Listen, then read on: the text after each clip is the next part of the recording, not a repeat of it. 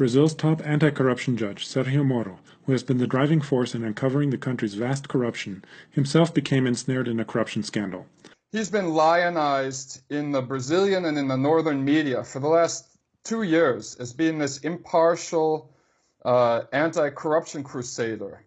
But what's come out in the last week, there have been reservations about him all along by a lot of people, because it seems like he's targeting one specific political party, the PT party, and he's letting people off from much larger corruption charges who are involved with conservative parties like PSDB.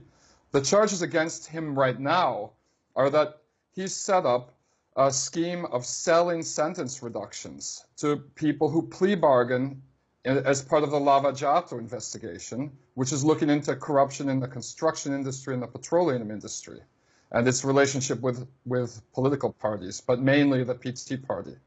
There's a defendant in the case named Tacla Duran, who's a lawyer for Odebrecht Construction Company.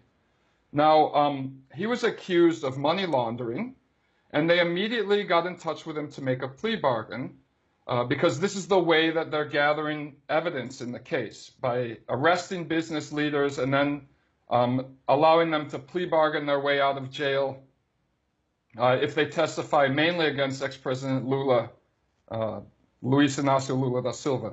In the case of Tacla Duran, he was charged with money laundering, and then the godfather, the best man of Sergio Moro and his wife's wedding, who's a partner in Sergio Moro's wife's law firm, got in touch with Duran and offered a sentence reduction in exchange for 5 million reais paid under the counter. And this sentence reduction would have eliminated jail time. He would have been under house arrest.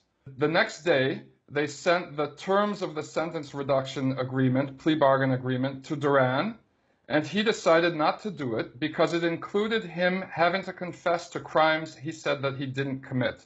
He immediately fled to Spain and turned himself over to the Spanish government as a witness in Spanish government investigation into corruption in the Odebrecht Construction Company. Sergio Moro tried to extradite him, and the Spanish government refused because they said he didn't present any concrete evidence whatsoever. So last Thursday, Tacla Duran testified via video conference to the Brazilian Congress about a corruption scandal involving the JBS Meatpacking Corporation. And during his testimony, he detailed the plea bargaining invitation that Moro's wife's law partner made to him for 5 million reais in cash. He accused the Lava Jato investigation of falsifying documents. And he ended his testimony accusing Lava Jato investigators of creating a plea bargaining industry involving millions of dollars and hundreds of business executives. And this is very suspicious. It's suspicious because, first of all, there have been some very important conservative politicians in Brazil who have been completely untouched in the Lava Jato investigation, despite massive amounts of audio and video evidence, including 2014 presidential runner-up Aécio Neves, who was caught on audio asking for $20 million in bribes from the JBS Meatpacking Company and hasn't gone to jail at all or not even been suspended from the Senate. And also, there's photos of him laughing with Moro. Apparently, they were friends. So this is troubling. And it's also troubling when you look at the number of high-ranking corrupt businessmen who've had their sentences drastically reduced in the last few months as part of the Lava Jato investigation, which makes you think this isn't a unique case with Tacla Duran. There's the example of one of the biggest contraband money changers in Brazil, Alberto Youssef. He's a millionaire. He was sentenced to 122 years in Lava Jato, and in mid-October, Sergio Moro reduced his sentence to 4 years of house arrest with credit for time served. And there's about a dozen similar cases. So what this all comes down to is it's just more evidence that affirms what a lot of critics of Lava Jato have been saying for 2 years now, is that it's not an impartial investigation into corruption, as it's been portrayed in the New York Times, in the Washington Post, and the Guardian, and other papers like this. It's actually a kind of political witch hunt designed to destroy Lula's candidacy next year, in the presidential elections. All evidence points to there being clear conflict of interest because of his wife, her party connections to the PSDB party. She used to be a legal counsel to the vice governor of Paraná state from PSDB party. And the fact that none of the members of that party, who are the biggest people implicated in these corruption scandals, have ever been arrested. The poll numbers, the most recent poll came out last week, and Lula's lead in the polls continues to increase. He's got more than 2 times the support of his nearest competitor, who is a neo-fascist holdover from the military dictatorship named Jair Bolsonaro.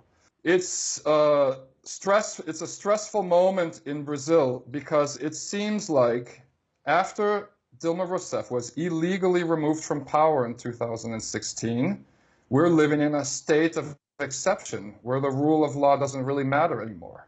I think there's a general feeling that regardless of whether he's guilty or innocent, they'll find some way to prevent him from running. And if they can't prevent him from running, maybe try to kill him, because the Supreme Court justice in charge of the Lava Jato investigation died in a mysterious plane crash the day before he was going to release the results of the investigation. In the last elections, presidential candidate Eduardo Campos died in a plane crash before the election, propelling Marina da Silva to be a candidate who's favored by a lot of sections of the northern elite as well. And so I think that there's a general feeling of worry right now that first, Lula won't be allowed to run. And second, if he's allowed to run, they'll just cancel the elections and change it to parliamentary elections, indirect elections like they had in 1985. As Brazil enters 2018, a crucial presidential election year, former President Lula da Silva is currently the frontrunner. However, as Brian Muir explained, it is far from clear whether the country's governing class will allow him to run and will send him to prison instead. Meanwhile, the Lava Jato corruption scandal, which at first looked like it might clean up Brazilian politics, is actually muddying the waters even more.